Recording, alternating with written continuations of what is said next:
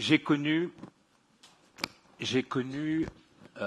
la violence. J'ai côtoyé la violence pendant toute la période professionnelle et je n'ai pas échappé aux questions suivantes. La première, est-ce que la violence et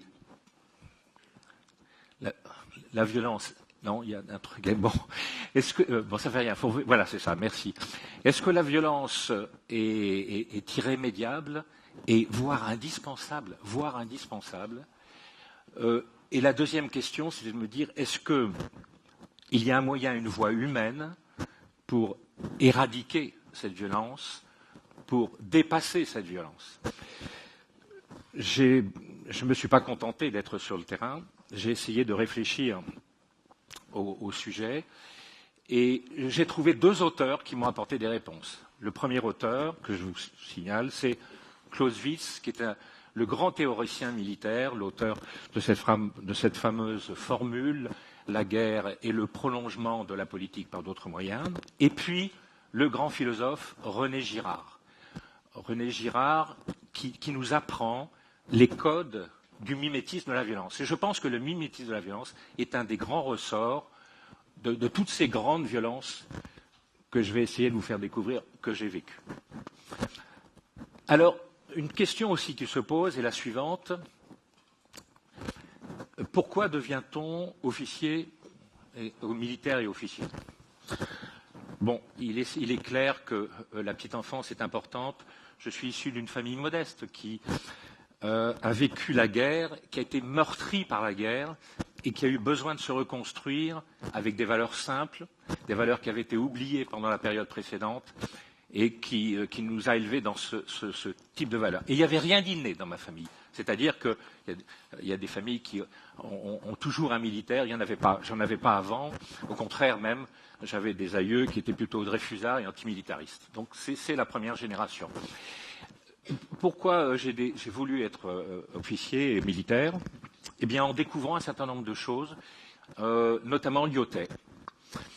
Le maréchal Lyautey, c'était un des ouvrages qui faisait partie de la bibliothèque de la maison, et j'avais été impressionné par cet officier qui fait campagne à Madagascar, qui arrive à vaincre Rabezavana, un grand seigneur malgache, et qui, au lieu de le brûler, au lieu de lui couper la tête, le soir, l'invite à sa table.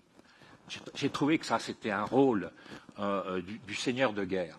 C'était magnifique. Et puis, je me suis aussi un peu identifié, plus tard, à un personnage que vous voyez dans le film Dien Bien Phu de Pierre Schondorfer, lorsqu'à un moment donné, un garçon, un militaire, va partir. Et il est sur le tarmac à Saïgon, il va s'envoler dans un avion pour aller sauter sur Dien Bien Phu. Un, il n'a jamais sauté en parachute. Deux, il sait que Dien Bien Phu va tomber. Et le reporter, qui est Pierre Schondorfer, l'interroge et lui dit « Pourquoi ?» Et il dit « Parce qu'il y a des copains là-bas. » Donc, quelque part, je m'identifie à cette réflexion. Et puis, le dernier questionnement est suivant. Est-ce que si c'était à refaire, je le referais? Je dis oui, je signe tout de suite. Bon, voilà, j'en ai terminé sur le petit paragraphe pourquoi. Pour passer à un autre paragraphe, c'est-à-dire le passage à l'acte. Le passage à l'acte, c'est simple. C'est Sainte-Geneviève, prépa. Alors, Sainte-Geneviève 1960, Saint-Cyr 1962, et je rentre à l'école d'artillerie en 1964. Cette période est caractéristique, pour moi, d'une période historique et qui est intéressante parce que finalement, je me rends compte que ma vie professionnelle était plus liée à des périodes historiques qu'à des périodes personnelles. Et cette période historique, c'est la période de la conscription, c'est la période de la fin de la colonisation. Et donc, nous, Saint-Cyriens, à l'époque, on a été formés sur des vieux thèmes, pas sur le thème qui va arriver en 1966, qui va me faire échanger d'époque et adopter une formation, dis-moi, une mission totalement différente. En 1966, nous sommes par le général de Gaulle, engagé comme acteur dans la guerre froide avec un vecteur dit nucléaire, avec l'arme nucléaire. Et je fais le choix, sortant de l'école d'artillerie, de rentrer, de servir une arme nucléaire. Alors, voilà l'arme nucléaire que j'ai servie, et là, il y a du pas possible. Bon, j'étais lieutenant, donc j'ai servi cette arme, c'est une rampe, qui est capable de lancer une roquette avec, à 40 km, bien noté, avec une arme nucléaire simplement, de 40 kilotonnes, c'est-à-dire 2 fois Hiroshima, 40 km, 2 fois Hiroshima, et nous avions en Allemagne à peu près 300 lanceurs de ce type, entre les Américains, les Danois, enfin tous les alliés. Donc ce qui veut dire qu'en cas de tir, en cas de conflit, vous aviez à peu près 300 lanceurs de 40 kilotonnes à 40 km sur l'Europe, puis l'Europe. Et il faut imaginer qu'en face, il y avait probablement, sinon autant, peut-être le double de lanceurs. Voilà, ça a été un premier choc. Le deuxième choc, je l'ai eu lorsque j'ai posé une question. Moi, en tant que lieutenant de tir, si j'avais un ordre de tir, j'avais une heure de positionnement, c'est-à-dire charger la roquette, calculer les éléments aérodynamiques, enfin toute une série. J'avais une heure. Et j'avais posé la question qui était tout à fait normale. Si je perds le contact avec mon chef, qu'est-ce que je fais? Et la réponse avait été absolument fabuleuse. Dans les années donc 68, 69, vous tirez quand même. En 1969, donc si je perdais la liaison avec mon chef, je balançais 40 kilotonnes sur le terrain. Et je ne suis pas le seul à avoir. D'autres officiers avaient été un peu choqués. D'ailleurs, bon, ça a fait son chemin, puisque après ils avaient décidé qu'effectivement il fallait un hélicoptère sur le terrain. Je me suis intéressé plus loin encore au nucléaire, parce que je me suis dit c'est pas clair, et je vous conseille une lecture qui est celle de Jean-Pierre Dupuis, qui est un polytechnicien qui enseigne à Stanford et qui a étudié le nucléaire. Et il a recensé pendant la guerre froide 17 alertes nucléaires. Et alors son souci ça a été de dire mais il faut que j'aille voir les gens qui étaient là aux commandes au moment de ces alertes nucléaires entre l'Est et l'Ouest. Et la réponse des militaires qu'il a rencontrés, la plupart américains, quelques-uns russes, ça a été de dire coup de bol.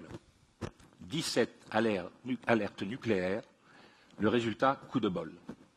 Donc ça pose vraiment des questions fondamentales par rapport au problème nucléaire. Et ça, c'est une très très grande violence, en fait, et qui va être suivie par la période terroriste. Alors, on sent à une certaine époque, dans les années 72, on sent que la guerre froide va tomber. Donc, on est quelques-uns à se dire, on va poursuivre le commandement, mais dans d'autres circonstances. Et je passe, moi, à l'époque, je fais l'entrée à l'école des officiers de la gendarmerie comme capitaine.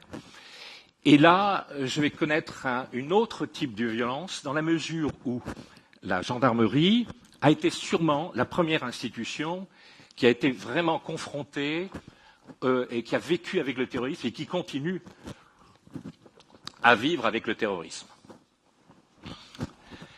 Alors la première date importante à retenir, c'est 1972, c'est-à-dire Munich. Munich est un acte fondateur opératif du terrorisme. Après, plus rien ne va se passer comme avant 1972. Puis 1973, c'est la création par la gendarmerie du GIGN, c'est-à-dire le groupe d'intervention de la gendarmerie nationale, qui est probablement un des meilleurs groupes d'intervention au monde. Et donc, vous voyez là les gens en action. Alors, sur le GIGN, j'ai trois petites choses à vous dire qui sont très intéressantes. Ils ont trois grands principes fondateurs. Le premier principe fondateur, c'est on protège la vie, c'est-à-dire que la délégation de mort que vous avez lorsque vous intervenez, c'est vraiment la dernière extrémité. La première chose à faire, c'est de protéger la vie. Deuxièmement, ils ont des armes, des revolvers. C'est-à-dire que le revolver n'a qu'une balle au premier tir. C'est-à-dire que toute la psychologie, la technique est faite pour que cette première balle porte et pas avoir un rattrapage avec une arme automatique qui permet d'arroser. Voilà. Et le troisième élément qui est extrêmement important, c'est de dire, lorsque vous êtes face à un adversaire, vous avez 7 secondes d'avance. 7 secondes. Au bout de 7 secondes, vous êtes à égalité avec l'adversaire. Voilà les 3 grands principes qui ont fait le GIGN. Alors, après donc le GIGN, une autre date importante, c'est 1982. 1982, c'est l'attentat de la rue des Rosiers. On en reparle en ce moment. Et le président Mitterrand, bon, c'est un coup politique énorme, décide de faire venir une cellule antiterroriste à l'Élysée qui est commandée par un gendarme. Et donc je fais partie de cette cellule. Alors là, on a eu des tas d'aventures. Et ce qui est intéressant, c'est qu'on a fait le joint entre les mouvements terroristes révolutionnaires issus un peu de la période de la guerre froide, c'est-à-dire les mouvements vraiment révolutionnaires, Action directe, Trotte armée, même l'Irlande, la Corse aussi, toute une série de mouvements qui se sont éteints après, et on a assisté au passage de ce type de terroriste à un autre terroriste qui a été le terrorisme moyen-oriental. Et particulièrement au Liban, notamment à partir du moment en 1985 où on nous enlève nos otages. Moi, je vais me consacrer aux otages pendant toute cette période. Donc, bon, j'ai retenu un certain nombre de choses, 3 par exemple, qui est important de livrer. La première, c'est qu'un jour, j'ai fait un voyage de Damas à Beyrouth avec un authentique preneur d'otages qui avait lui-même participé à la prise d'otages d'un avion américain. Et il devait me conduire au Liban. Et la seule chose qu'il avait dans le voyage comme discours, c'était de dire vivement que j'arrive à Beyrouth, je vais pouvoir tuer quelqu'un et je vais pouvoir m'exprimer. Bon, ça ne m'a pas fait peur, parce que je me dis, tant qu'il pense aux autres, mais enfin, c'est assez terrifiant. Ça c'est des choses à retenir quand on voit les yeux dans les yeux ce type de terrorisme. Deuxièmement, ce que j'ai retenu, qui m'a impressionné aussi, j'ai rencontré Rafik Doust. Rafik Doust était le patron des passes d'Aran, des terribles passes d'Aran qui avaient fait cette fameuse prise d'otage des Américains dans l'ambassade américaine. Je l'ai rencontré, et quand je l'ai rencontré, je peux vous dire que ceux qui étaient plus effrayés que moi à le rencontrer, c'était les Syriens eux-mêmes. Ça aussi, c'est à garder. Et en fait, troisième élément, c'était que le ministre syrien Mustafa Atlas, avec lequel j'avais une relation importante et politique, m'a amené lui-même à Maloula pour me recueillir dans un centre marial catholique qui était vénéré aussi bien par les catholiques que les sunnites. C'est des choses qu'on leur retient. Alors, la vie a continué. Moi, j'ai repris, 1989, je suis sorti de cette cellule. Mais la vie a continué avec les jeunes que nous avions formés et les outils que nous avions formés. Et nous tombons sur les deux actes forts de ces dernières années, qui sont Marignane, où souvenez-vous, à Marignane, c'est un avion qui part, Marignane, c'est 24, 25, 20, et jusqu'au 25 et 26 décembre 1994. C'est un avion qui part, qui est pris en otage à Alger et qui doit aller exploser sur Paris, soit sur la Tour Eiffel, soit sur la Tour Montparnasse. La résolution de prise d'otage est faite à Marignane par le GIGN. Et là, je ne peux pas m'empêcher de vous délivrer une explication un petit peu de cette attaque qui veut dire une chose, c'est-à-dire qu'on ne peut pas attaquer le terrorisme avec autre chose que ses propres valeurs. Et là, le GIGN, il va réduire cette prise d'otage en appliquant 3 grands principes du combat démocratique grec. Le premier, le combat à cœur. Les Grecs se réunissaient l'été et tout le monde les uns en face des autres. Combat à cœur. Le GIGN attaque quand les 4 preneurs d'otages sont dans le cockpit. Deuxièmement, place du chef. Place du chef, le chef était à droite du premier rang. Là, le chef, qui est le commandant Favier à l'époque, il est dans l'équipe d'assaut. Troisième élément, le jeune grec pouvait être à côté de son grand-père dans le premier rang. Et là, le plus ancien du GIGN côtoie dans l'équipe d'assaut le plus jeune. Voilà trois éléments des principes du combat démocratique grec qui ont fait que ça a été une des plus belles résolutions de prise d'otages. Le commandant Favier est aujourd'hui le directeur général de la gendarmerie. C'est un homme assez mythique. Je me permets de le dire. C'est un de nos jeunes. On l'a formé. Il est depuis 2 ans directeur de la gendarmerie. Et un élément que je ne peux pas m'empêcher de dire, c'est que depuis 2 ans, la gendarmerie a 2 fois moins de suicidés. Donc, je trouve que c'est très important par rapport à un chef charismatique, surtout dans l'époque actuelle. Alors, alors ensuite, nous avons Charlie. Bon, Charlie, c'est atroce. Alors, simplement, je veux donner pas mon opinion, mon analyse de Charlie. À savoir qu'on n'est plus, il faut abandonner l'histoire de dire loup solitaire. On n'est plus dans le loup solitaire. On est là dans la théorie de l'ennemi proche. C'est-à-dire l'ennemi proche, il est d'abord joué de l'autre côté, Al-Zawahiri, Al-Baghdadi, il tue les modérés musulmans, il tue les chrétiens, il tue tous ceux qui les gênent, les minoritaires. Et il purifie le camp. Et là, chez nous, en fait, l'ennemi proche fait qu'à un moment donné, l'objectif, c'est de stigmatiser la population musulmane, entre parenthèses, pour les amener à rentrer dans le bon camp. Et l'idée, c'est tout simplement de faire affronter. Voilà dans quelle logique actuellement on se trouve à travers ces attentats. À Damartin, vous savez que les frères Kouachi se sont fait avoir. Je ne peux pas m'empêcher de vous raconter quelque chose, c'est-à-dire que le premier qui a vu arriver les frères Kouachi dans l'imprimerie, c'est un gendarme de base. Il était en patrouille, le type de gendarme de base qui va vous arrêter sur la route, vous demander vos papiers, enfin, des bricoles locales. Ce gendarme de base, il a sa voiture qui est criblée de balles et il va vers les frères Kouachi. Il approche d'un des frères Kouachi, il lui tire dessus parce que l'autre était armé et il lui met une balle dans le cou. Un des frères, il tombe par terre, le Kouachi, et le gendarme avait à 5 mètres un des frères Kouachi par terre, et le gendarme dit « j'ai pas tiré parce que j'étais pas en légitime défense ». Enfin, bon, il y en a qui vont peut-être contester, mais c'est assez beau comme réflexe, c'est-à-dire qu'avec nos propres valeurs, parce que l'action de ce gendarme a fait que les frères Kouachi, après, se sont dit « mais bon, on est coincés » et ils ont tenté une sortie qui a effectivement n'a pas abouti, puisqu'ils se sont fait attraper par le GIGN. Et la sortie des frères Kouachi a fait que les policiers ont été obligés d'intervenir dans le même temps. Et souvenez-vous, ils ont fait un assaut à la légionnaire, c'est-à-dire en rang serré, et ça, il faut saluer leur courage. Et d'ailleurs, ils l'ont payé assez cher avec 4 blessés graves, mais ils y ont été parce qu'ils n'avaient pas le choix de la manœuvre. Ils étaient obligés par le temps de faire en même temps que de l'autre côté, au cas où Coulibaly aurait été capable de tuer l'ensemble des preneurs d'otages. Alors, je passe à autre chose. Et mon discours, en fait, il est fait pour les jeunes. Il est fait pour montrer un peu mon expérience, dire dans quel état on est, surtout par rapport à cette violence. Et la première expérience que j'ai, moi, avec les jeunes, ce sont les miens.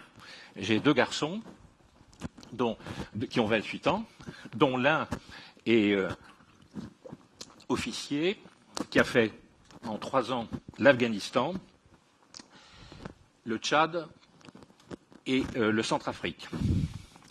Je vous dis, moi, quand je suis parti en mission, ce n'était pas un problème, c'était plutôt sympathique. Mais quand on est papa, ou quand on est maman, avoir un fils en Afghanistan, vous ne dormez pas. Et puis le deuxième, c'est